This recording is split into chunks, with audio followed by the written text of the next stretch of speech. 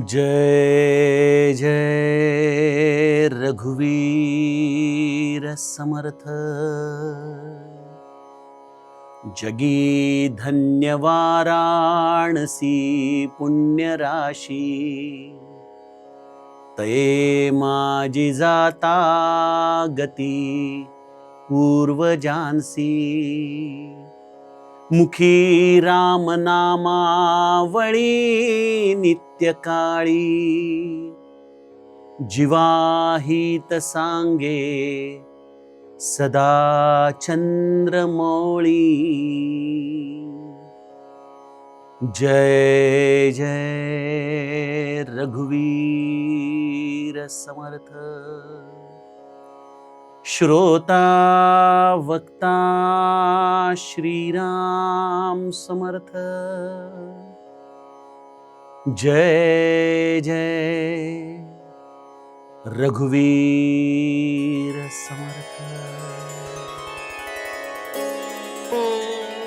श्रीराम आपल्या सर्वांच्या हृदयस्थ बसणाऱ्या आत्मारामास साष्टांग प्रणिपात करून मनोबोध एक अंतरयात्रा हा श्री समर्थ रामदास स्वामी विरचित मनाच्या श्लोकांचा जो आपण चिंतनात्मक मागोवा घेत आहोत, सज्जन हो, आज आपण त्यातील श्लोक क्रमांक 99 याचं चिंतन करणार आहोतच, परंतु आपल्या या मालिकेमधला हा 100वा भाग आहे. कारण आपण प्रथम भाग विषय प्रवेशाच्या दृष्टीने घेतला होता, त्यामुळे आपला एक श्लोक हा प्रत्येक भागामध्ये कमी असतो. त्यामुळे 99वा श्लोक जरी असला तरी आज आपला हा 100वा मनोबोधाच्या चिंतनाचा भाग आहे. आपल्या सर्वांना मी प्रथमतः साष्टांग प्रणिपात करतो, कारण आपण सर्व श्रोते हे जगदीश मूर्ती रूपाने या मनोबोधाचं श्रवण करत आहात. आपल्या जीवनाला एका ऊर्ध्वगतीच्या दिशेने नेण्याचा प्रयत्न करत आहात. समर्थ कृपेने मी देखील एक निमित्त मात्र होऊन या यंत्रयुगात खरं तर अत्यंत व्यस्ततेमध्ये असतानाही केवळ गुरु कृपेने या सर्व श्लोकांना किंचित का होईना न्याय देत देत आपल्यासमोर चिंतन रूपाने मांडत आहे. आणि यासाठी या श्लोकांचं रेकॉर्डिंग करणारे आमचे सर्व टेक्निशियन्स आणि त्याचप्रमाणे झी 24 तासचे देखील मनापासून मी आभार व्यक्त करतो. कारण एक अत्यंत मनाला प्रसन्नता देणारी अशी ही मालिका समर्थ कृपेने आपण साकार करत आहोत. अशा या 100व्या भागामध्ये आज प्रवेश करत असताना समर्थ आम्हाला या भगवत नामाचंच पुनश्च महत्व सांगत आहेत. गेल्या श्लोकामध्ये समर्थांनी या रामनामाच्या आधाराने पाषाण देखील तरले ही रामायणामधली सेतुबंधनाची कथा सांगितली. आणि मग समर्थ आम्हालाच प्रश्न विचारतात की जर पाषाण तरून गेले तर मनुष्य नाही का रे तरणार? निश्चित तरेल, पण पाषाणापेक्षा मनुष्य हा कसा एक प्रकारे संशयाने लिप्त आहे हे समर्थांनीच दुश्चित निरूपणामध्ये सांगितलंय. गरज आहे सज्जनो या बोधावरती निरंतर टिकून राहण्याची. असा जो या हरिनामाला निरंतर आपल्या हृदयाशी धारण करतो तो हा भवसागर तरून जातो. त्याचा देखील आत्मबुद्धीपर्यंतचा हा सेतुबंधनाचा प्रवास पूर्ण होतो. हेच श्री समर्थांचं या श्लोकाच्या निमित्ताने आम्हाला सांगणं आहे. समर्थांच्या या 99व्या श्लोकामध्ये देखील समर्थ आम्हाला 2 गोष्टींचं महत्व सांगतायत. एक महत्व सांगत आहेत, जगी धन्य वाराणसी पुण्य राशी. या जगामध्ये वाराणसी अर्थात काशी विश्वेश्वर या काशी क्षेत्राचं महत्व. खऱ्या अर्थाने ही भूमी अत्यंत पुण्यश्लोक अशी भूमी आहे. पुण्याच्या राशी या भूमीमध्ये आहेत, कारण तिथं प्रत्यक्ष विश्वेश्वराचं अधिष्ठान आहे. अशा या काशी विश्वेश्वराचं महत्व समर्थ आम्हाला सांगतात. पुढं काय म्हणतात, तये माझी जाता गती पूर्वजांसी. आपल्या सर्व धार्मिक मान्यतांच्या नुसार काशीमध्ये जो देह ठेवतो तो मनुष्य हा मुक्त होतो. कारण या भूमीमध्येच या रामनामाचं एवढं विलक्षण वैभव प्रत्यक्ष महादेवाने ठेवून दिलेलं आहे की या भूमीचा रजस्पर्श हा तुम्हाला मुक्त करण्यासाठी समर्थ ठरतो. तये माझी जाता गती पूर्वजांसी. काय केलं या महादेवाने इथं? काशी विश्वेश्वराच्या ज्योतिर्लिंगाच्या कथेमध्ये, शिवमहापुराणामध्ये, कोटिरुद्र संहितेमध्ये एक फार छान कथा येते की महादेवाने तिथे कित्येक मन्वंतर निरंतर रामनामाची साधना केली. निरंतर इतकं रामनाम त्याने या काशी क्षेत्राच्या या भूभागावरती घेतलं की तिथं प्रत्यक्ष प्रभू रामचंद्र प्रगटले. प्रभू रामचंद्रांनी महादेवाला तर वरदान दिलंच की तुम्ही इथं कायमस्वरूपी राहा. पण महादेवाने त्यांना एक वरदान मागून घेतलं की प्रभो, मी केवळ इथं राहीन असं नाही, तर इथं या भूभागामध्ये जो कोणी राहील, मग केवळ भूभागच नाही, त्या भूभागाच्या बरोबर असलेला आकाशाचा भाग देखील, त्यामध्ये जो कोणी जीव जंतू मनुष्य आपला देहत्याग करेल त्याला आपण मुक्ती प्रदान करा. आता रामासमोर मोठा प्रश्न पडला. राम म्हणाला, रे मुक्ती प्रदान करण्याचं कार्य माझं आहे. महादेव म्हणाला, हेच तर तुम्हाला सांगतोय, म्हणजे तुम्ही देखील इथंच राहा. आणि त्यामुळे महादेवाचा विश्वेश्वराच्या रूपाने काशीमध्ये नित्य निवास आहेच, पण रामाला देखील महादेवाच्या इच्छेनुसार तिथं राहावं लागतं. आणि मग महादेव त्या रामाचं नाम, मुखी राम नामावळी नित्यकाळी, जीवाहित सांगे सदा चंद्रमौळी. मग त्या जीवाला अंतकाळी राम नाम कानामध्ये फुंकून महादेव सद्गती प्रदान करतो. असं हे काशी विश्वेश्वराचं महात्म्य आहे. आणि त्यामुळे सज्जनो, काशीमध्ये जन्माला येणं आणि काशीमध्ये मृत्यू पावणं खरोखर या दोन्हीही प्रारब्धाच्या सद्भाग्याचा खऱ्या अर्थाने ठेवा आहे. तो प्रत्येकालाच मिळेल असं नाही. आजच्या काळामध्ये काशीमध्ये मी ऐकलंय की अनेक लोक जे अगदी आपल्या आयुष्याच्या शेवटच्या घटिका मोजतायत, अशा लोकांना काशीमध्ये मृत्यू यावा यासाठी तिथं आता हॉस्पिटल्स उघडलेली आहेत. लोक आपल्या नातलगांना सांगतात की माझा अंतकाळ जवळ आला की मला काशीमध्ये नेऊन ठेवा आणि मला तिथं मृत्यू येऊ द्या, जेणेकरून मला मुक्तीची संधी प्राप्त होईल.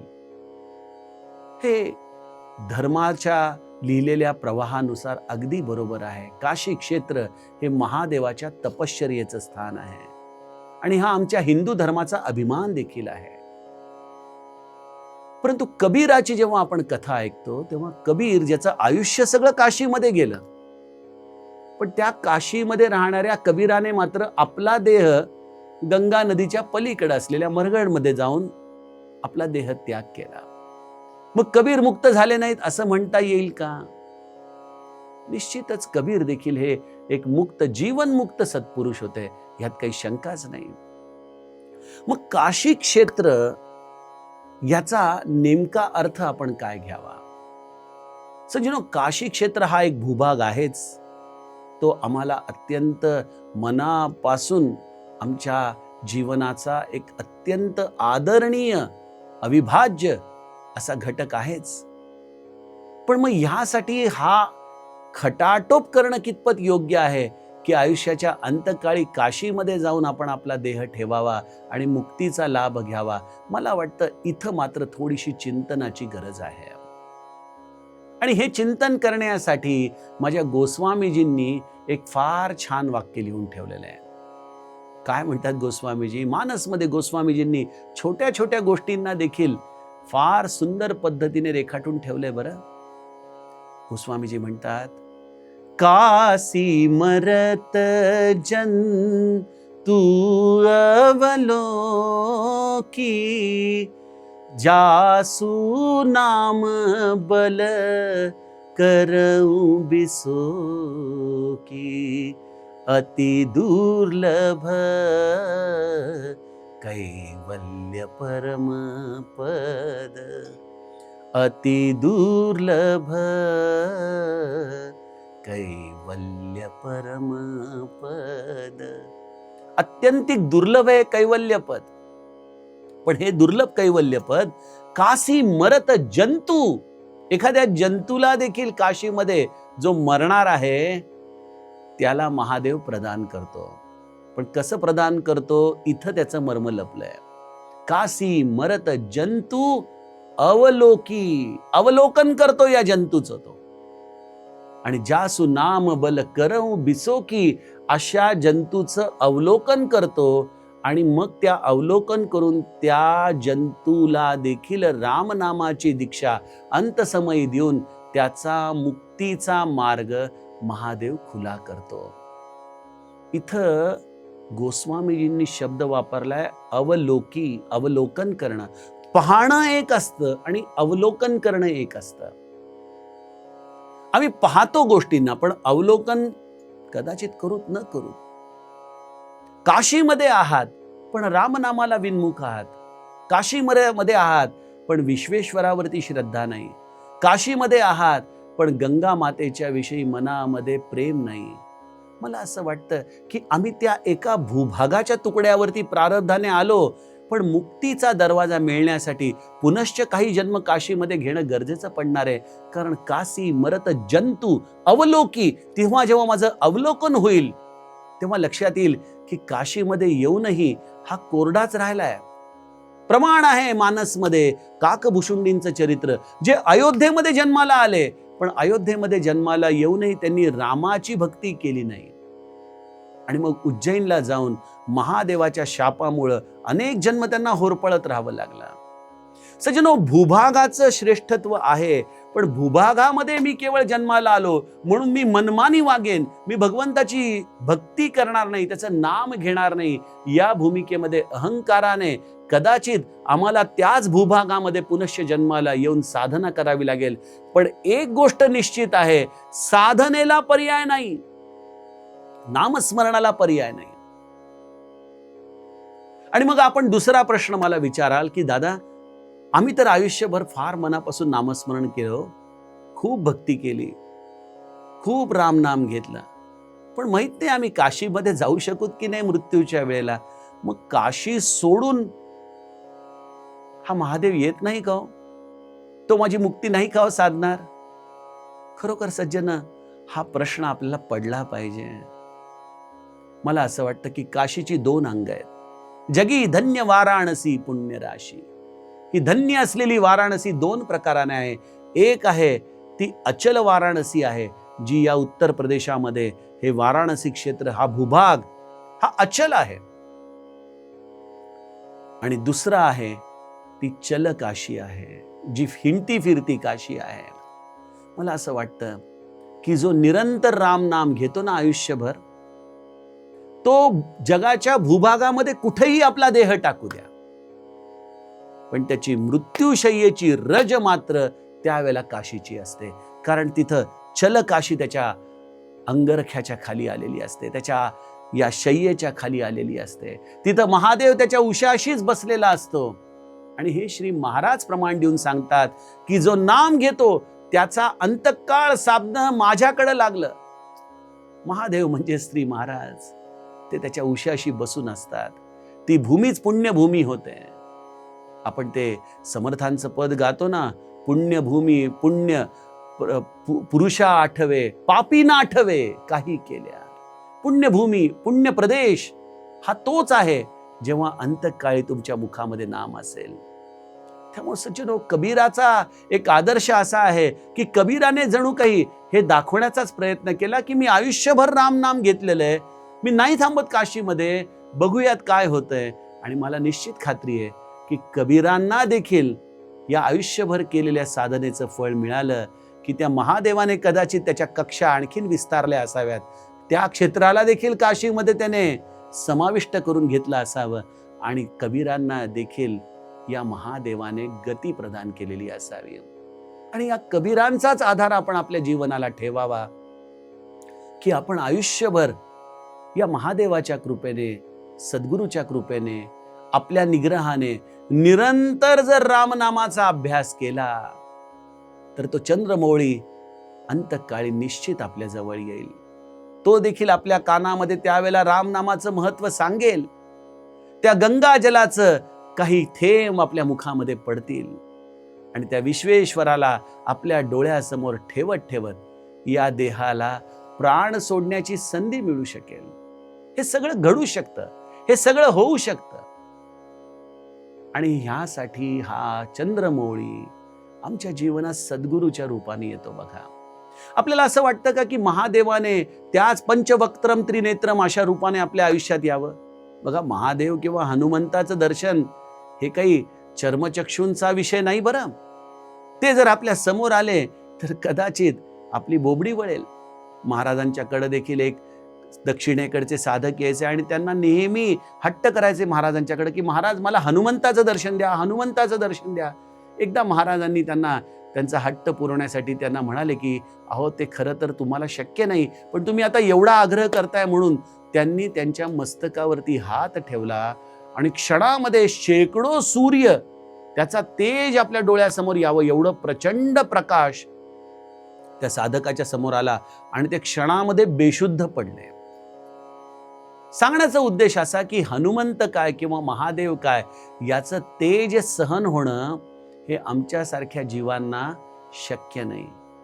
मग तोच महादेव, तोच हनुमंत आमच्यासारख्या जीवांच्या कल्याणासाठी सद्गुरू रूपाने आमच्या आयुष्यामध्ये येतो. बघा, किती सौम्य शांत रूप आहे त्याचं.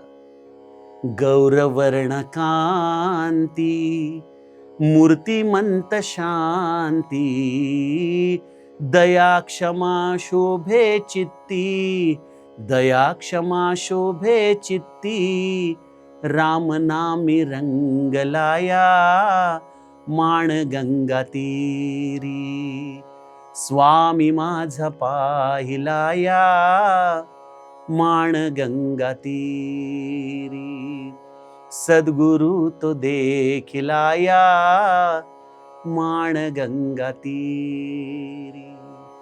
सज्जनो, तोच महादेव आपल्यासाठी देहधारी होऊन आपल्या जीवनामध्ये प्रवेश करतो. तो आमच्याशी त्याच भाषेमध्ये बोलतो जी भाषा आम्हाला कळेल, त्याच कृतींचं आचरण करून दाखवतो ज्या कृती आम्हाला माहीत आहेत. हे सगळं कशासाठी करतो? जीवा हित सांगे सदा चंद्रमौळी. जीवाचं हित कशात आहे? हे जणू काही तो चंद्रमौळी कैलासावरून उतरून खाली येतो. म्हणून तर शंकर महाराजांचं एक प्रसिद्ध वाक्य ना की मैं कैलाश का रहने वाला हूं. हे सगळे सद्गुरु तत्व ते येतात या कैलास तत्वामधून आणि हे कैलास तत्व आमच्या जीवनात सद्गुरु रूपाने येतं आणि आम्हाला आमचं निरंतर हित सांगत राहतं की बाळा, जीवनामध्ये बाकी लौकिकात तुला जे पाहिजे ते तू मिळवत राहा, त्याच्यासाठी प्रयत्नशील राहा. अगदी गाद्या गिरद्यांवर लोळ, दररोज श्रीखंडपुरी खा, पण बाळा माझं एक ऐकशील का? जे हे सगळं त्या रामाने दिलंय ना, त्या रामाच्या नामाला सोडू नकोस बरं. ते राम नाम सतत मुखाशी ठेव. तू फक्त नाम घे, मला बाकी कसलीही अपेक्षा तुझ्याकडून नाही. ही निस्वार्थी निस्पृह बुद्धी की अंगाला चिता भस्मा लेपा लावलेला हनुमंत किंवा महादेव याशिवाय कोणाची असणार बरं? त्यामुळे त्या वृत्तीने हा महादेव सद्गुरूच्या रूपात आपल्या जीवनात येतो आणि केवळ तुम्ही नाम घ्या, हेच तुमचं हित आहे, कल्याण करणार आहे, हे अगदी तळमळून सांगतो. बघा, आणि जो साधक सद्गुरूंनी दिलेल्या या बोधाला आपल्या आचरणामध्ये आणतो ना, मला खात्री आहे की त्याची मृत्यूशय्या ही मृत्यूशय्या न राहता ती काशीची भूमी होऊन जाते. त्याच्या डोक्याखाली असलेली उशी न राहता ती सद्गुरूची मांडी होऊन जाते आणि त्या जीवाच्या या मांडीवरती घेऊन सद्गुरू अत्यंत प्रेमाने त्याच्या कपाळावरून हात फिरवतो. आपल्या करुणामय डोळ्यांनी त्या जीवाकडे पाहून त्याचा सगळा दाह तो शांत करतो आणि त्या रूपाकडे पाहता पाहता मुखामध्ये नाम स्वाभाविकपणे प्रगटतं, कारण त्यावेळेला तिथं तो देहधारी सद्गुरू नसून प्रत्यक्ष रामाचं ते सुंदर रूपच आपल्याला दिसू लागतं. आणि हे सगळं घडतं त्याच्यासाठी ज्याने आपलं जीवन रामनामामध्ये व्यतीत केलेलं आहे. त्यामुळे सज्जनो, वाराणसीचा गौरव तर आहेच, त्या भूलोकाचा गौरव तर आहेच, पण त्या भूलोकाला प्राप्त करण्याची कला आमच्या हातात आहे. आपण ते रामनाम निरंतर घ्यावं, हेच या काशी विश्वेश्वराचं आम्हा सगळ्यांना सांगणं आहे. तेच आमच्या सगळ्यांचं हित साधणारं आहे. असो, अशा या काशी विश्वेश्वराचं आज आपण स्मरण या श्लोकाच्या निमित्ताने केलं. सज्जनो, आपण देखील आपले अभिप्राय, आपले प्रश्न जरूर झी 24 तासच्या कमेंट बॉक्समध्ये लिहून पाठवा. मी आपल्या प्रश्नांची उत्तरं देण्याचा जरूर प्रयत्न करीन. आता आपण उद्याच्या सत्रामध्ये 100वा श्लोक आणि 101वा भाग याचं चिंतन बघूया. जानकी जीवन स्मरण. जय जय राम. जय